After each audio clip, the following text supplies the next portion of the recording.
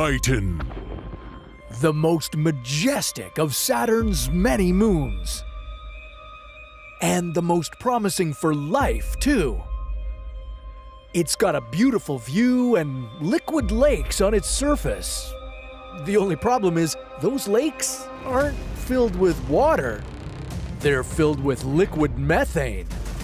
Your mission is to take a 5-second dip in one of them. Of course, you'd have to land on Titan first, so buckle up for the most epic adventure of your lifetime. Titan is far. Even at its closest to Earth, this icy moon is still 1.2 billion kilometers away from us. You'd be looking at roughly 7 years of travel alone in a spaceship. You'd need lots of provisions and a super advanced life support system.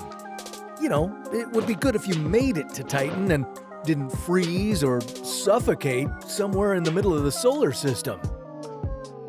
Yeah, that's not going to happen to you. Just sit back and enjoy the ride.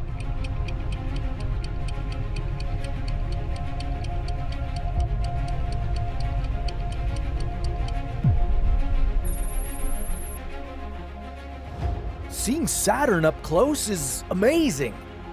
Definitely the most spectacular of all the ringed planets in the solar system, but hey, enough sightseeing, it's time to make your way to your destination.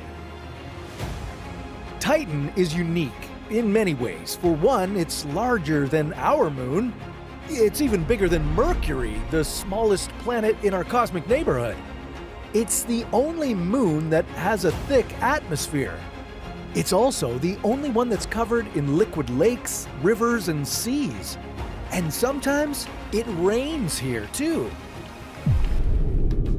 Descending on Titan would take you about 2.5 hours, and you couldn't just land anywhere. Like I say, Titan is covered in lakes, so unless you wanted to dip your entire spacecraft in liquid methane, you better choose your landing site carefully. Let's try this again.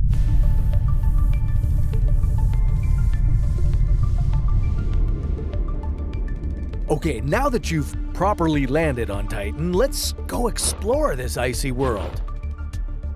This moon of Saturn might look a lot like Venus, but it's not as hellishly hot. Titan is one of the most hospitable places in the solar system. Yeah, its gravity is only 14% of Earth's, but its thicker atmosphere makes it possible for you to walk there even without a spacesuit. But I wouldn't recommend that. You'd need the spacesuit to keep you warm. Titan is very far away from the sun, so it doesn't receive as much warmth as we do here on Earth. You'd be taking a brisk stroll at a chilling minus 180 degrees Celsius. Well, you wouldn't exactly be strolling. More like bouncing around? Yeah, thanks to Titan's weaker gravity, you'd feel a lot lighter and could jump higher and move with less effort. Now, Titan's atmosphere is mostly nitrogen, very similar to Earth's, but you still couldn't breathe on this moon because, well, that's where the similarity ends. While 95% of the air here is nitrogen, the remaining 5% is methane. You'd need an oxygen tank to survive even 5 seconds on this world. Yeah, it's not just the lakes that have methane in them. There's plenty of methane in Titan's clouds, and sometimes it even rains methane. But this rain isn't anything like you've seen on Earth. It would be more like rain in slow motion, thanks to Titan's lower gravity and thick atmosphere. On Earth, raindrops fall at about 9 meters per second, but on Titan, their speed is only about 1.6 meters per second. That's 6 times slower. It would be pretty cool to walk in the rain here. But hey, you didn't come here for a walk in the rain. You came to take a dip in Titan's lakes. I wouldn't do that if I were you. Oh, excuse me? Who's here? Alright, let's do this. What's up, everybody? I'm Chase. I'm from the year 3050. And for the last, well, things are a bit wobbly where I come from. I've been traveling through space and time a lot. Thing is, I die a lot. Like, a lot.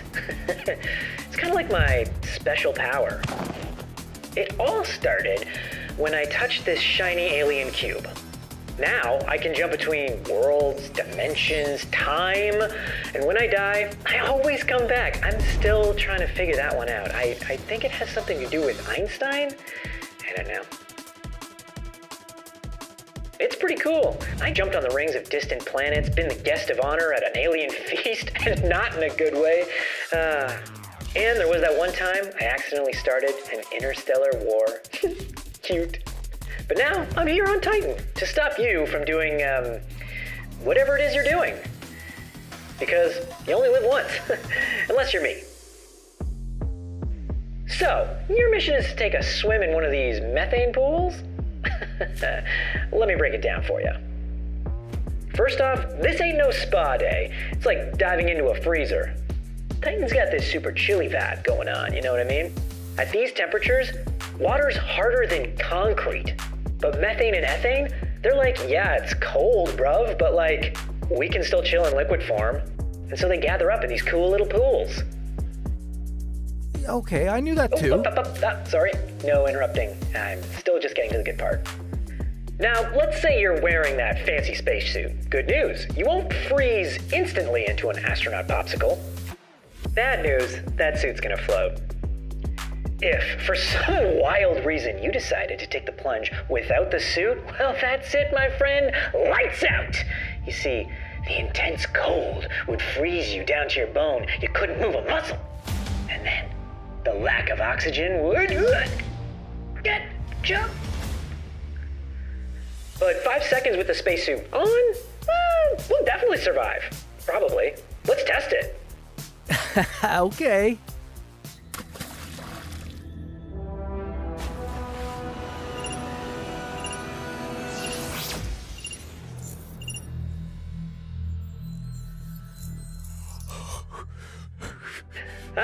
Seems like someone's spacesuit can't withstand the cold. Someone needs an upgrade.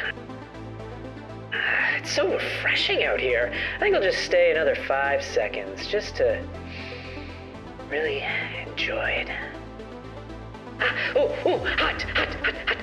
Hot. Chase? Don't worry. These sparks are supposed to happen. Oh, it's like a stabbing, burning feeling.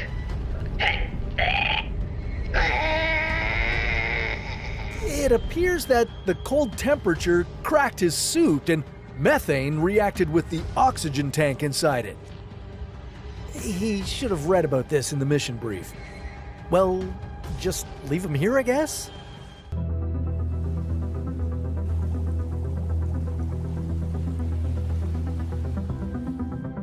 "635 light years from where you are sitting, way out there in outer space, lies a planet.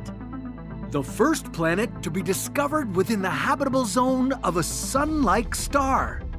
Its name is Kepler 22b. When a planet is located within a star's habitable zone, it means there's a chance that liquid water exists on its surface. And where there's water, there's also the possibility of life. Human life. How long would it take to get to Kepler 22b? What would the weather be like over there? And why would you need to get jacked before arriving on this new planet? This is What If, and here's what would happen if you lived on Kepler 22b. Kepler 22b is what scientists call an exoplanet. It's a planet outside our solar system. Spotting an exoplanet like Kepler 22b is often not easy. The bright glare of the stars they orbit tends to keep them hidden from our telescopes. What did scientists come up with to get around it? Looking at the stars themselves to see if they can find anything unusual about them. They spotted Kepler 22b using what's called the transit method. They watched Kepler 22, the star this exoplanet orbits around, and noticed that its brightness changes over time. That was because Kepler 22b was blocking the star's light. With this, scientists were able to learn both the size of 22b and how it orbits. And it looks like this distant space rock could become our next home. Okay, but what do we really know about Kepler 22b? Its mass is 36 times that of Earth, with a radius of 2.5 times larger than ours. 1 year on Kepler 22b is 290 days. It's also located 15% closer to its star than we are to the Sun. If Earth scooched over that close to our star, you'd be fried. Kepler 22b, on the other hand, is lucky to have a sun that is remarkably similar to ours, but also smaller and cooler. This close proximity to its star allows the planet to receive about the same amount of sunlight as we get over here. The temperature on Kepler 22b could be about 15 to 22 degrees Celsius, similar to Earth's spring weather and quite habitable if you ask me. But our galaxy can be a cruel place, and not everything is good news. Some models suggest Kepler 22b is rotating on its side, kind of like our very own Uranus. This may sound insignificant, but it adds potentially deadly complications. This would mean that its north and south poles are shrouded in either darkness or sunlight for half a year. And this ain't simply a matter of whether you're a daytime or a nighttime person. A world like Kepler 22b spinning on its side means that temperatures could change from boiling to freezing, which wouldn't be great for human life. I know, what a bummer, but don't despair yet, because our galaxy is also big enough to include some hope. New studies suggest that Kepler 22b might be covered in an ocean 50 meters deep, and that ocean would be able to act as natural climate control, keeping the wild temperatures at bay. You see, an ocean can store heat in the summer and release it during the winter, which results in a mild climate. Like you needed another reason to live close to the water. But hold on, how would you even make it all the way to Kepler 22b? I mean, even if you were traveling at the speed of light, it would take you 635 years. Your best bet could be to hibernate through the trip inside a device that preserves your body way past its natural lifespan, like cryogenic sleep. NASA has already developed a cryosleep chamber that can lower an astronaut's body temperature to as low as 32 degrees Celsius.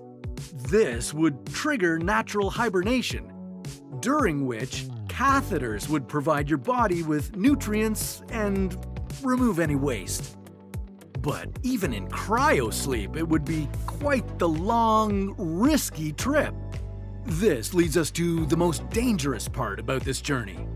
All that remains unknown about Kepler 22b. For starters, we still don't really know what gravity is like there. It could be twice as strong as our planet's.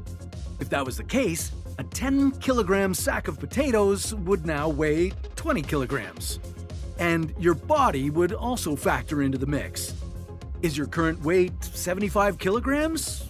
Well, good luck suddenly dealing with 150 kilograms of you. And just for safety, settlers such as yourself would need to bulk up. Really bulk up. Only through intense strength training would you increase your chances of being able to walk on Kepler 22b. And once you got jacked on Earth, you'd have to figure out ways to preserve that muscle through all 635 years of light-speed travel. But humans aren't the only life form that would be affected by a stronger gravity. Plants brought from Earth for oxygen and nutrition might not survive on Kepler 22b when you try growing them there. And if you brought any animals with you, they'd need to step up the evolution process. Higher gravity could lead to creatures developing additional legs to move around. It could also determine the location and size of internal organs. But the mysteries don't end there. Scientists still don't know for sure that Kepler 22b is even a rocky planet. It might be gaseous, similar to Neptune, or it could be entirely covered with water. If you and the other first settlers woke up from your cryosleep and found yourself on a gas planet, yeah, that would be a downer. You wouldn't have a solid surface to even land your ship, not to mention a place to set up camp. In that case, you and your crew would need to figure out how to build a cloud city orbiting the planet. If you landed on an ocean planet, a submarine town would be in order. Discovering Kepler 22b is a rocky planet would be hitting the jackpot then, right? Well, not so fast. Venus is also made of rock, and yet its dense atmosphere, consisting of greenhouse gases, makes it uninhabitable, with scorching temperatures far too hot for liquid water. If this was also the situation with Kepler 22b, our only chance at thriving on this exoplanet would be to employ robots that could build underground shelters. The place where maybe, just maybe, the temperature might be cool enough for you to bear. It just goes to show you that a prime location is no guarantee for human survival. And as exciting as it might seem to find other worlds to inhabit, our own Earth remains the perfect habitat for humanity.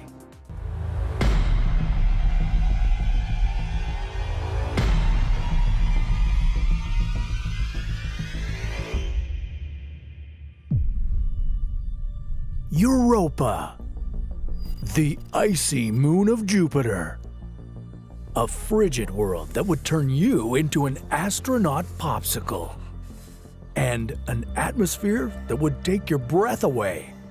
Literally, because Europa's atmosphere is so thin it's almost non-existent. And while it's mostly made up of oxygen, this oxygen isn't breathable for you. You just wouldn't be able to inhale it in this extremely low-pressure environment. And this frozen world has a dark secret. Deep under its thick crust of ice, it might just hide life.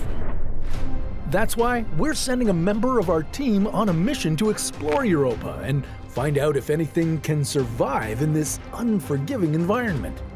Chase, we need you on this one-way trip to Jupiter's neighborhood. Mission Control, this is Chase, orbiting Europa and ready for landing. Did you know it would actually take you like 6 years to get here from Earth? But luckily, I'm already here, and I love finding new alien buddies when they're not trying to kill me. All right, Chase. Initiate the landing sequence. Already on it. Rico, start the landing sequence. I totally forgot. Landing sequence initiated. 500 meters and descending. 400 meters. 100. Touchdown confirmed. Oh, it's bright. It's bright. Oh, my eyeballs. That's strange. Europa is 5 times farther from the sun than Earth and gets much less sunlight than we do. It must be so bright because of Europa's icy surface. All that ice is highly reflective.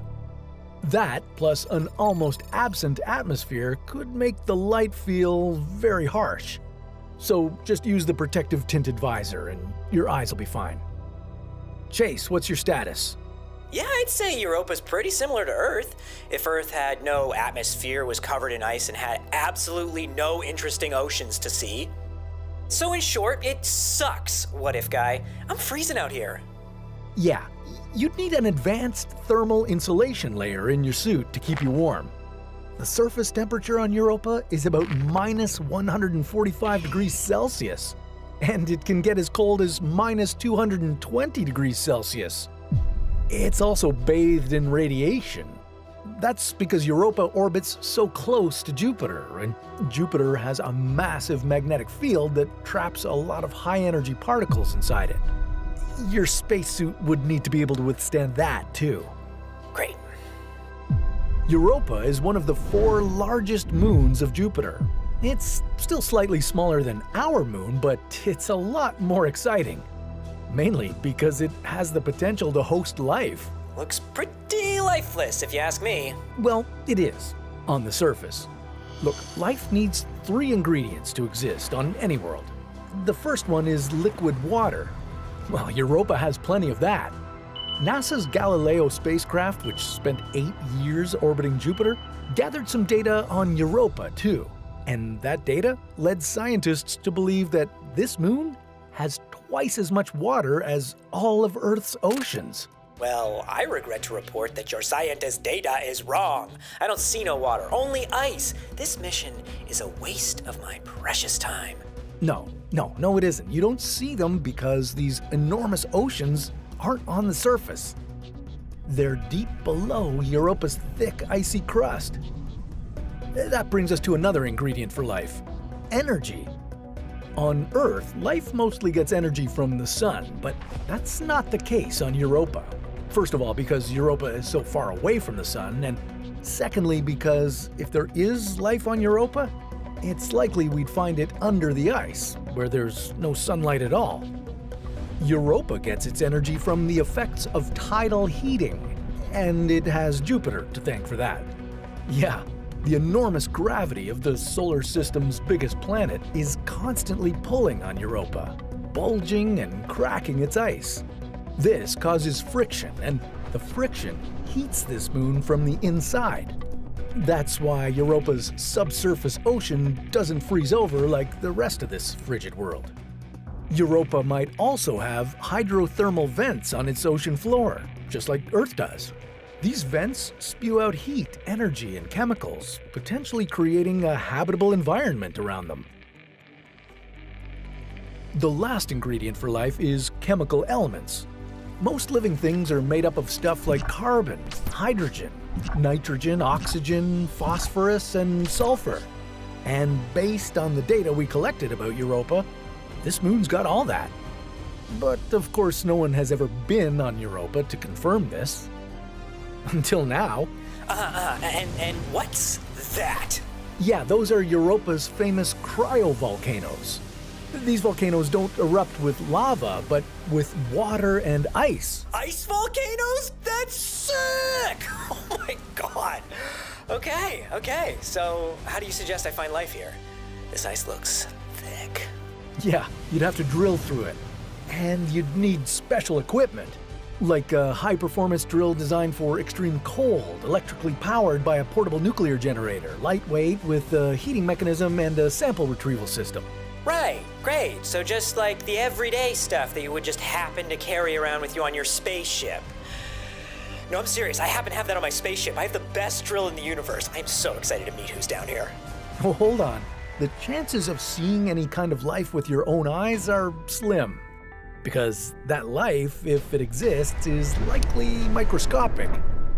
But if you get a sample of that salty water, well, you can examine it and maybe find traces of microorganisms. That's not how I pictured this mission, but since we're here, let's do this. While you can't improve the odds of seeing aliens on Europa, you can increase the opportunity of seeing more of Chase's epic adventures on What If. We've already traveled with him to Titan, Venus, even Uranus, and there's so much more we want to show you. That's why we launched our What If Explorers Club on Patreon. That's where we give you the top secret behind the scenes, extended director's cuts, mind-blowing art, epic merch discounts, and our endless love and gratitude. Support us on Patreon to get exclusive content and help us send Chase to his death over and over and over again. Hey! I don't feel so good. I think I might puke. Your body temperature is rising. You're experiencing the symptoms of radiation poisoning. I did warn you that radiation levels on Europa are high. even in your spacesuit, you'd still feel headaches, nausea, dizziness, all the fun that comes from radiation sickness. And all that after spending only a few hours on this moon.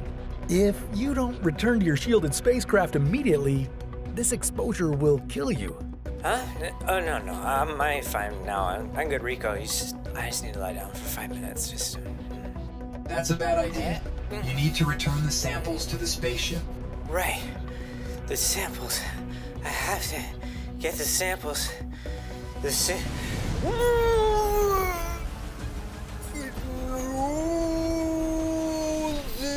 is still so sick, though.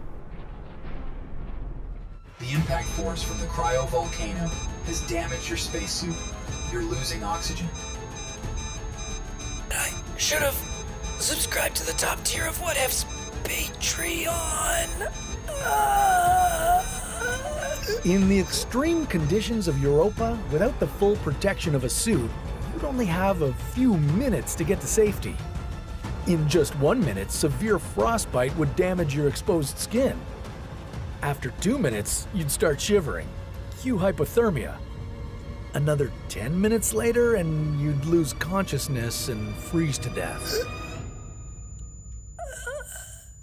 Oh, wait, scratch all that. Looks like Chase's suit lost all the oxygen and he just suffocated. Now we'll never know if those samples had any life in them.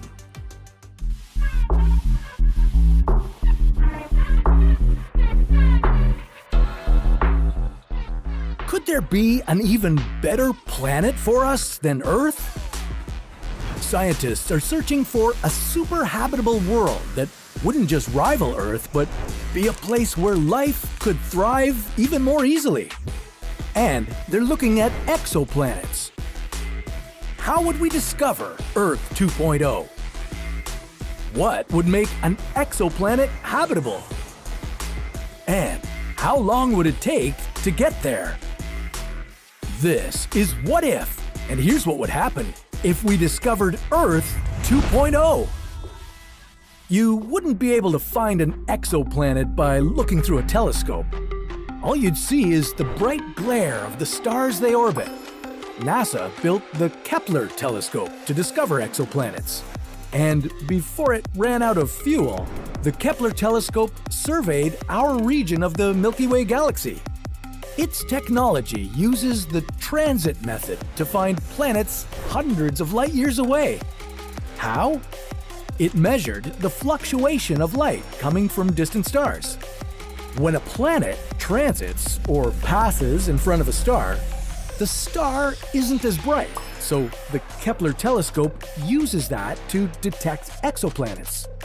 This is not an easy thing to do, but during its 9-year lifetime, the Kepler telescope confirmed the existence of 4,367 exoplanets. Could any of them be Earth 2.0? If you're a longtime fan of What If, you've probably heard this before, but Earth is a very special place. And even if a planet is deemed to be habitable, it doesn't mean that it resembles Earth very much. A habitable planet is a rocky planet located in the habitable zone, allowing water to stay on the planet's surface in its liquid form. That's it.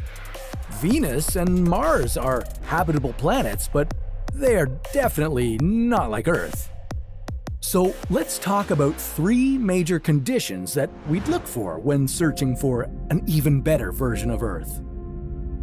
First, it would need to have sunlight. Our sun's lifespan is about 10 billion years, and it took 4 billion years for anything more complex than the simplest life form to pop up on our planet.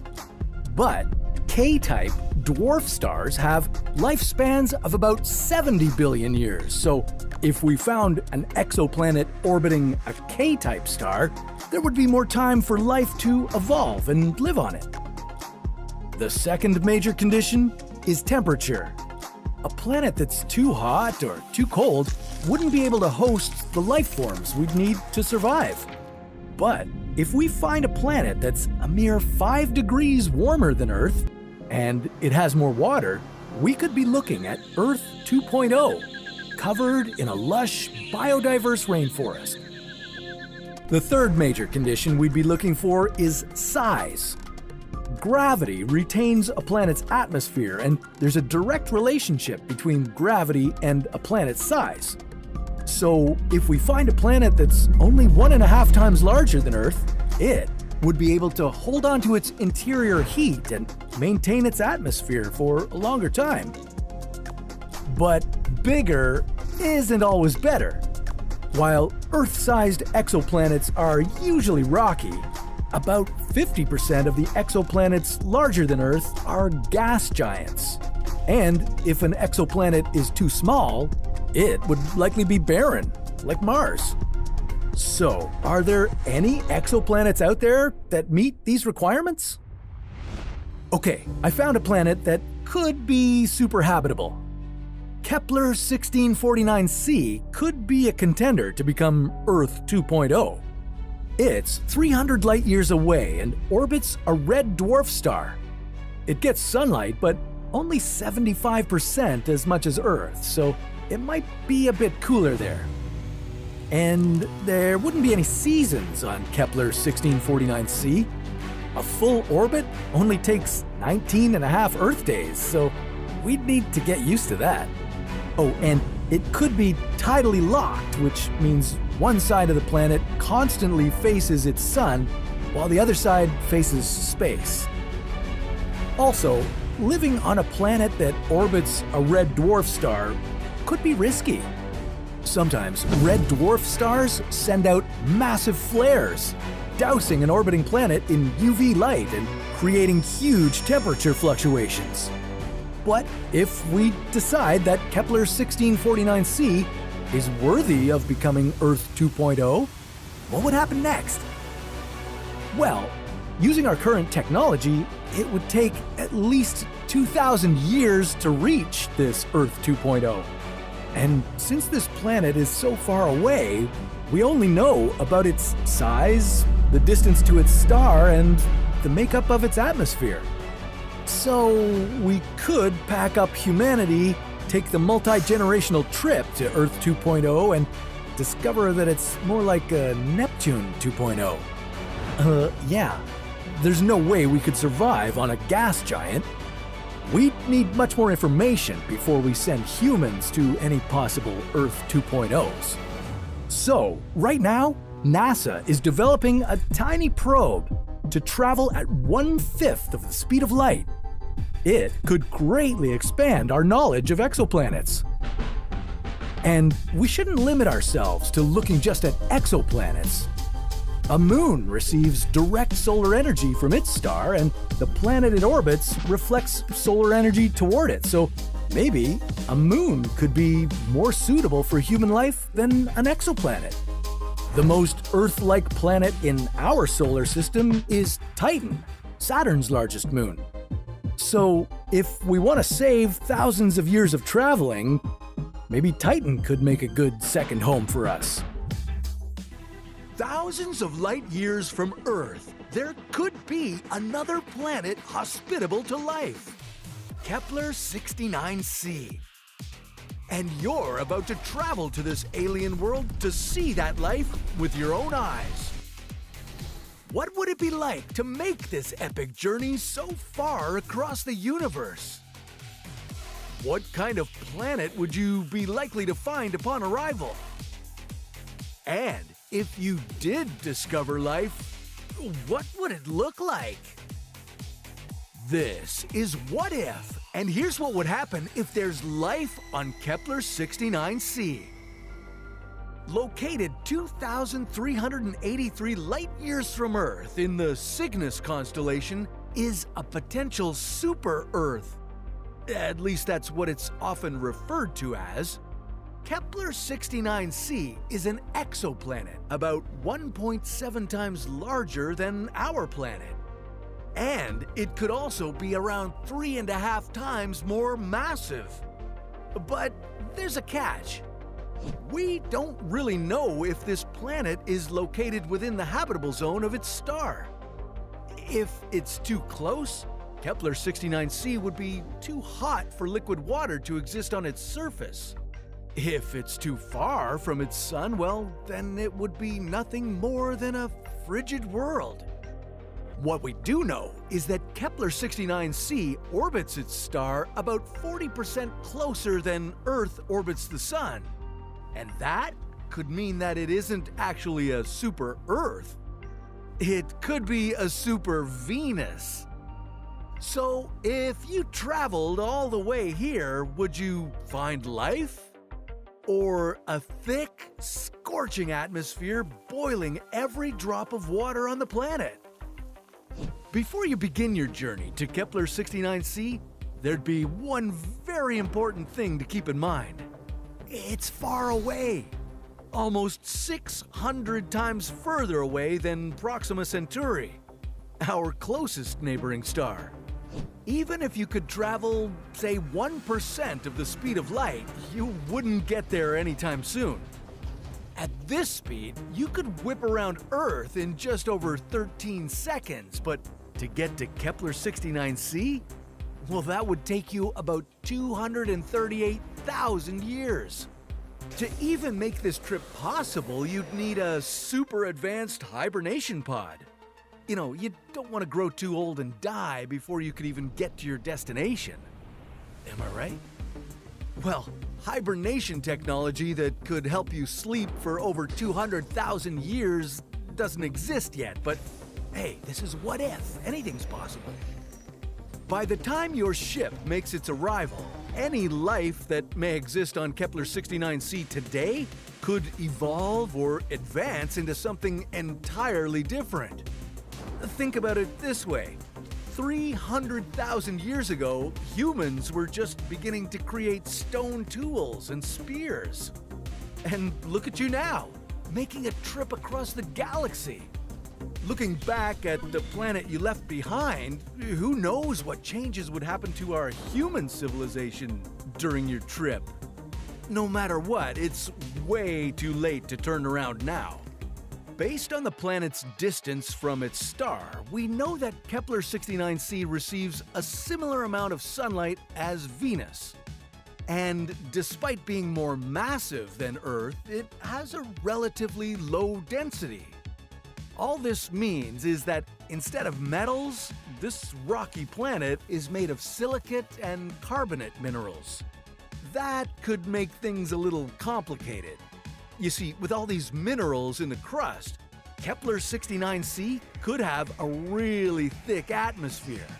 And to make matters worse, this atmosphere would be composed mostly of carbon dioxide. Uh-oh. Did you choose the wrong super-Earth to travel to? Yeah, if Kepler 69c is anything like Venus, it would be a pretty hot planet. All because, similar to Venus, its clouds would trap the heat and create an extreme greenhouse effect. Kepler 69c's atmosphere would be caught in an endless cycle of getting thicker and hotter. But nobody said this world should be habitable for you. Oh no, once you took off your helmet, you'd instantly melt and suffocate. Like I said, life on this planet would be completely different from what you'd imagine. As you made your approach, you'd find surface temperatures as high as 475 degrees Celsius, and the atmospheric pressure would be over 90 times that of Earth at sea level. It would be like being 900 meters deep in the ocean, except you'd be on dry land. With conditions like this, you'd likely not find anything resembling an ocean here. Just like on Venus, the high temperatures would boil away all the water.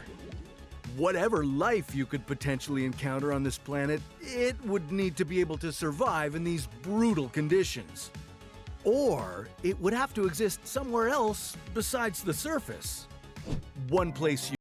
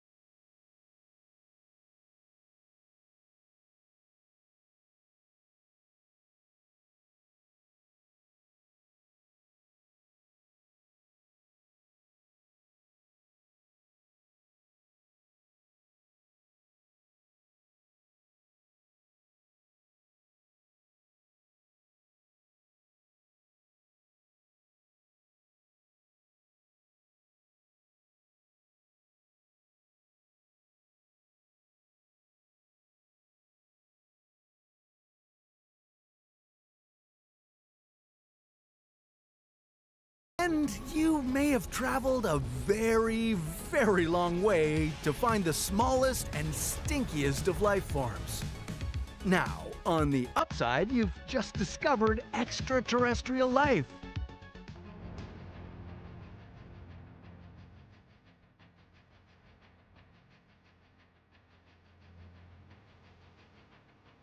Of all the planets in the universe, Earth is clearly the best for life, right? Wrong. Earth may be great, but scientists have discovered a few worlds that could be even better for life. Behold, KOI 5715.01. Most of the contenders on our Superhabitable planet list aren't the ones you could visit anytime soon. They are very far away. The top spot is held by one 3,000 light years away from our solar system. KOI 575.01 would appear to satisfy the most basic requirement for supporting life. It exists in the Goldilocks zone of its star. So conditions wouldn't be too hot or too cold for a key life-supporting ingredient to exist on its surface: liquid water. But it would also check off many boxes to be considered superhabitable. The planetary system it belongs to could be 5.5 billion years old, which would make it around 1 billion years older than our own solar system. And the planet would almost fit the size requirement. When looking for superhabitable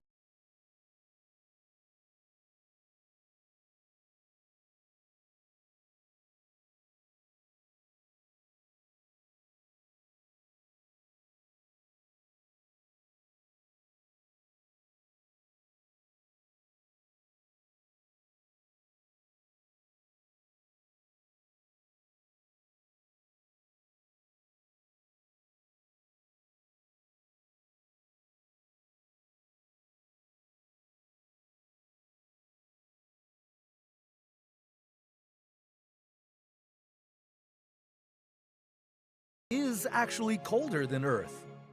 But there's still hope.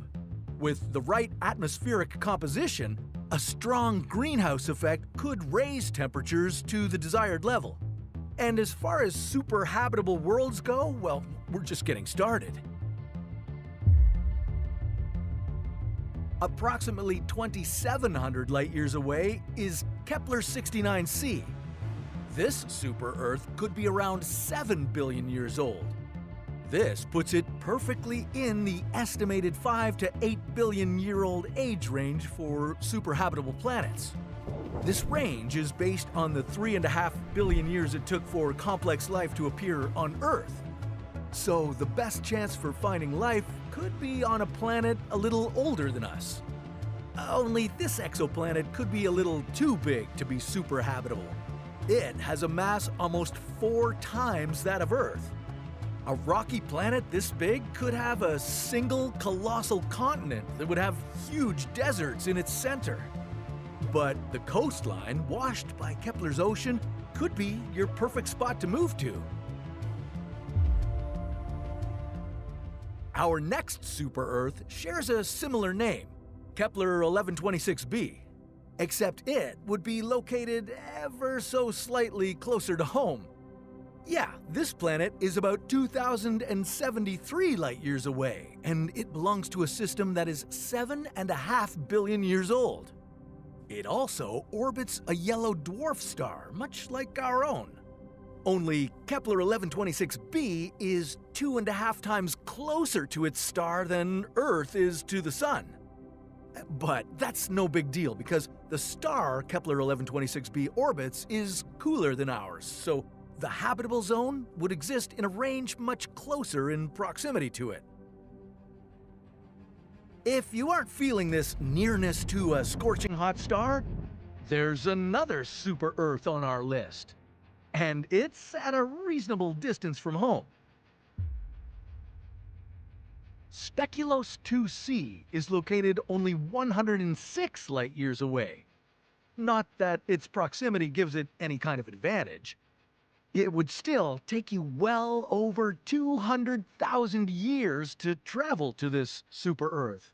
And that's if you moved at the speed of NASA's Parker Solar Probe, the fastest probe ever launched.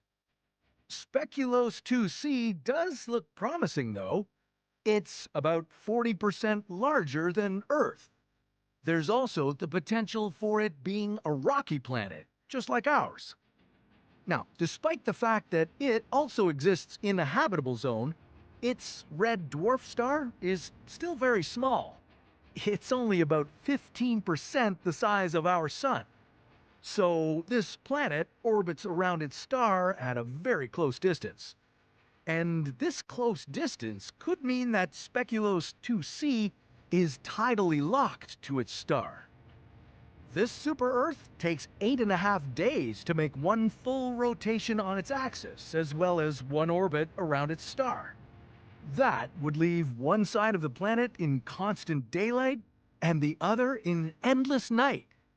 This means that life could be possible in the Terminator Zone, the thin strip of land between the two sides. We just need to get a better look to find out for sure. If this is how you picture walking on Uranus, you're wrong. Let's start this again. Are you ready to take a trip to the outer regions of the solar system? To explore the weirdest planet in our cosmic neighborhood?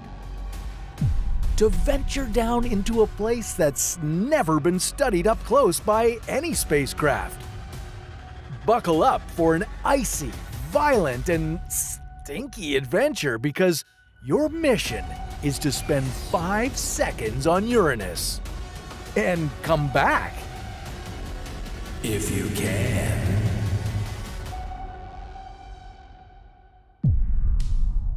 Traveling to Uranus would be a long, strange journey. First, you'd have to spend 10 long years in a spaceship, speeding toward the outskirts of the solar system. If you're lucky, you might even pass Jupiter and Saturn on the way. Just make sure you pack enough food and fuel. Well, there are some things you should know about this world. Uranus isn't a rocky planet like Earth. It's an ice giant like Neptune, and it's the only planet in the solar system that spins on its side. It spins fast, too. One day on Uranus is just 17 Earth hours. Of course, you wouldn't last that long on it. Not a chance. Once you arrived at your destination, you'd still have some work to do to get close to this giant blue planet. You might have to dodge Uranian rings. Yeah, Uranus has rings. 13 of them. They aren't big and majestic like the gorgeous rings of Saturn. The outer rings are bright and easy to spot, but the inner rings are narrow and dark.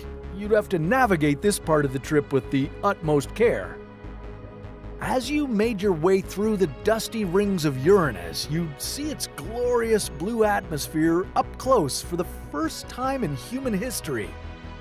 Take a moment to enjoy the... Ah, Uranus. What an oddballs planet. You know, I flew by it a month ago. That was fun. You want to know why nobody, and I mean nobody, has ever tried to land anything on the surface of this beautiful planet? Because Uranus has no surface. It's just a swirling ball of toxic gas compressed around a small, icy core. Oh, and wait till I tell you why those gases on Uranus are toxic. Yeah. Gross. Yeah, okay, thanks for your input, Chase. It's true, Uranus might have a calming blue color, but it's cold and toxic. Not the kind of blue planet you want to visit.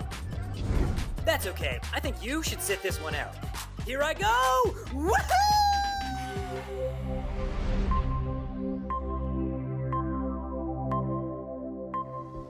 Ah, it's brisk here. Oh, Rico, what's the temperature? Minus 224 degrees Celsius. Oh, that's cold. That explains why I can't feel my fingers, or my toes, or the rest of my body. Okay, well, at least those 5 seconds are I'm done. Okay, Rico, it's time to go home. Let's bounce. Impossible. If my calculations are correct, you will reach the icy core in 54.4 minutes. So? What? That wasn't the plan. And what's 0.4 of a minute? Use seconds, you dumb bot!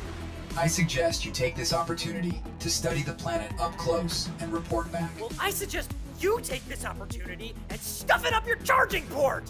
I don't have a charging port. No one cares, Rico! No one cares! Honestly, this sucks. Uranus smells like shit. Yeah, the reason Uranus smells so bad is that the clouds in its upper atmosphere are partially made up of hydrogen sulfide. Not only does this make the planet stink, but it's also pretty toxic. Whatever you do, do not inhale it. If you did, it'd make you faint and die instantly. What? It would have been real nice to know this before I jumped. Yeah, well, after falling through the stinky clouds at the top atmosphere, you'd find yourself in the mix of 82% hydrogen, 15% helium, and a bit of methane. Methane gas is what gives Uranus that bluish-green haze because it absorbs light at the red end of the spectrum. Huh. These clouds are getting a little weird. Kind of floaty. Yeah, the atmosphere on Uranus is very dense. After passing through its top layer, you'd stop falling and start swimming in it instead. As you were paddling deeper, you'd start getting pelted by frozen gas crystals. Huh? But at least the temperature would be rising. I don't know about that. I don't feel warm at all. Rico, give me the stats. The temperature around you has indeed gone up to minus 208 degrees Celsius. My calculations show you can expect minus 153 degrees Celsius in the lower atmosphere. Cool. Great. Ow. Ow. What is that? That? Well, that's diamond rain. Yeah, on Uranus, it rains diamonds. That's because the Uranian atmosphere is rich in methane, a single carbon compound. Under extreme pressure, the methane molecules break apart and crystallize into diamonds. But the worst part is the wind. You'd be dealing with winds gusting at speeds of up to 900 kilometers per hour. That's 3.5 times stronger than a Category 5 hurricane here on Earth. Rico, it's getting tight in here. Oh, I can hardly breathe. And when I do breathe, it smells like ass. Of course, the pressure is 100 times greater than the atmospheric pressure at Earth's sea level. You are approaching the mantle. The good news is you wouldn't splatter on anything because there's not much in the way of solids on Uranus. The Uranian mantle is made of water, ammonia, and methane ice. It would be pitch black in here, and thanks to the extreme gravity, you wouldn't be able to move a muscle. And it would still be incredibly cold. What you should be worried about is the immense pressure that would be rapidly increasing the closer you got to the planet's center. It would squish you before you ever got to the core. Being crushed by Uranus. I always thought it would be way nicer. Well, in this extreme pressure environment, your carbon-based body could turn into diamonds and drop down into the core. What a spectacular way to finish this one-way trip to the center of Uranus. Chase? Oh, right. Our solar system is enormous. There are so many planets and moons that are a lot more hospitable for a 5-second mission than Uranus. Where should you go next? How about a place covered in methane lakes and with a fantastic view of Saturn in the sky? Well, that's a story for another What If.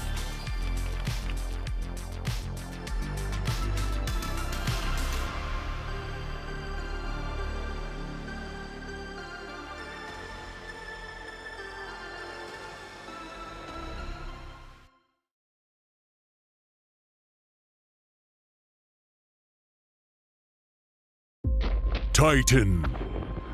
The most majestic of Saturn's many moons. And the most promising for life, too. It's got a beautiful view and liquid